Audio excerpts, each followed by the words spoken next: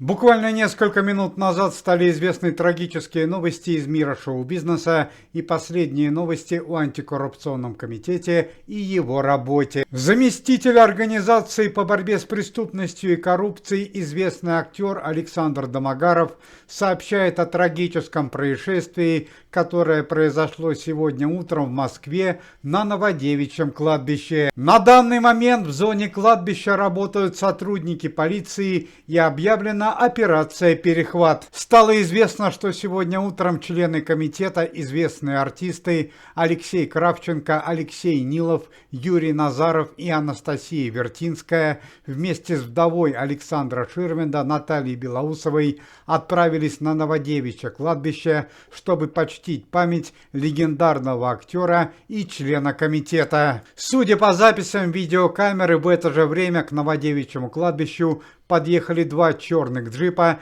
из которых вышли несколько незнакомцев, которые также направились к могиле Александра Ширвинда. Между членами антикоррупционного комитета и преступниками возник вооруженный конфликт, в результате которого серьезные ранения получили Алексей Кравченко и Анастасия Вертинская.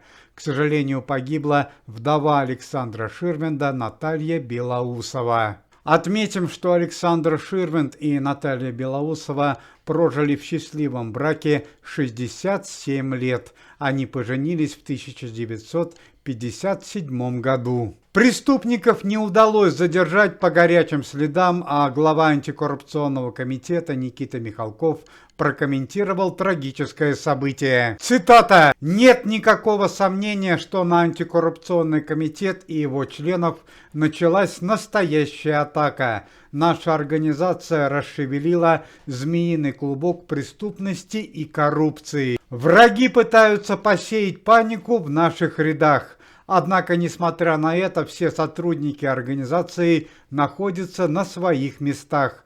Антикоррупционный комитет продолжает работу в штатном режиме», жестко заявил Никита Михалков. Существует предположение, что в преступлении могли быть замешаны главные враги антикоррупционного комитета, друзья Константина Эрнста и семьи Агаларовых. Но и по традиции последние новости о антикоррупционном комитете и его работе. Дочь Никиты Сергеевича Михалкова, которая несколько дней назад подверглась нападению, по-прежнему находится в тяжелом состоянии. Женщина несколько часов назад вышла из коматозного состояния, но по-прежнему находится в реанимации. Организация Никиты Михалкова перечислила финансовые средства в размере 27 миллионов рублей на строительство новых детских больниц в городах Тюмени и Челябинске. Продолжается глобальная антикоррупционная проверка в Башкирии в городе Уфе.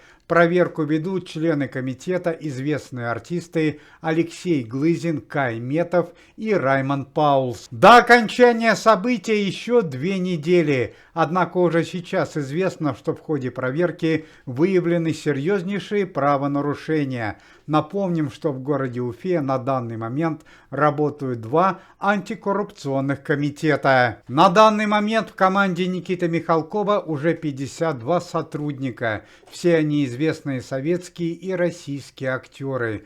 А в России за несколько месяцев уже создано 40 филиалов антикоррупционного комитета. Уважаемые зрители, если вы желаете выздоровления членам комитета и поддерживаете их деятельность, то можете поставить лайк под видео и написать поддерживающий комментарий.